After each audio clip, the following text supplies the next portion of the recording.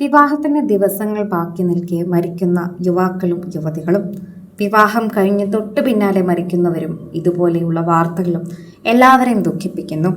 ഒരുപാട് സ്വപ്നം കണ്ട് തുടങ്ങുന്ന ജീവിതം പാതി പോലും ആകാതെ നിർത്തിപ്പോകുന്നൊരവസ്ഥ.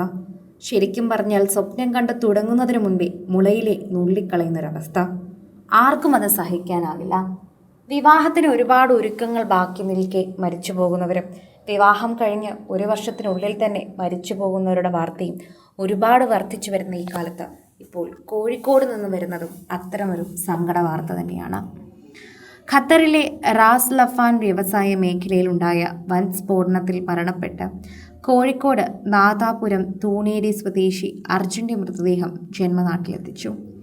വൻ ജനാവലിയുടെ സാന്നിധ്യത്തിൽ ഇന്ന് രാവിലെ 8 മണിയോടെ വീട്ടുവളപ്പിൽ അർജുൻ്റെ സംസ്കാര ചടങ്ങുകളും നടന്നു.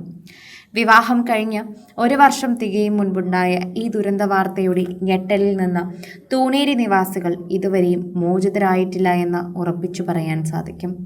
വിവാഹിതനായി നാട്ടിലെത്തിയിരുന്ന അർജുൻ 6 മാസം മുൻപാണ് തിരികെ ഖത്തറിലേക്ക് മടങ്ങിയത്. അതിനുശേഷം കുടുംബാംഗങ്ങളുമായി ഏറെ സ്വപ്നങ്ങൾ പങ്കുവച്ച അർജുൻ്റെ വിയോഗം നാടിനെയാകെ ദുഃഖത്തിലാഴ്ത്തി. വിവാഹത്തിന് നാട്ടിലെത്തിയ അർജുൻ 6 മാസത്തോളം നാട്ടിലുണ്ടായിരുന്നു. അതിനുശേഷമാണ് വിദേശത്തേക്ക് പോയത്. 6 മാസം മുൻപ് തിരികെ ഖത്തറിലേക്ക് മടങ്ങുകയായിരുന്നു. ആ വിയോഗ വാർത്ത എത്തുന്നതിന് 6 മാസങ്ങൾക്ക് മുൻപുള്ള ഓർമ്മയിലാണ് കുടുംബക്കാരെല്ലാവരും. റാസ് ലഫാനിലെ LNG കോംപ്ലക്സിൽ സൂപ്പർവൈസറായി ജോലി ചെയ്തു വരികയായിരുന്നു അർജുൻ. കഴിഞ്ഞ ഞായറാഴ്ചയുണ്ടായ ഉഗ്രസ്ഫോടനത്തിൽ ഇന്ത്യക്കാർക്കുൾപ്പെടെ 13 പേരാണ് മരിച്ചത്. കഴിഞ്ഞ മാർച്ചിൽ ഇറാന്റെ ആക്രമണത്തെ തുടർന്ന് താൽക്കാലികമായി നിർത്തിവച്ചിരുന്ന റാസ് ലഫാൻ LNG കോംപ്ലക്സിന്റെ പ്രവർത്തനം വീണ്ടും ആരംഭിക്കാനിടയിലാണ് അപകടം സംഭവിച്ചത്. സാങ്കേതിക തകരാറാണ് അപകടത്തിന് കാരണമെന്നാണ് ഖത്തർ ഊർജ്ജ മന്ത്രി സാദ് അൽ ഖാബി അറിയിച്ചത്.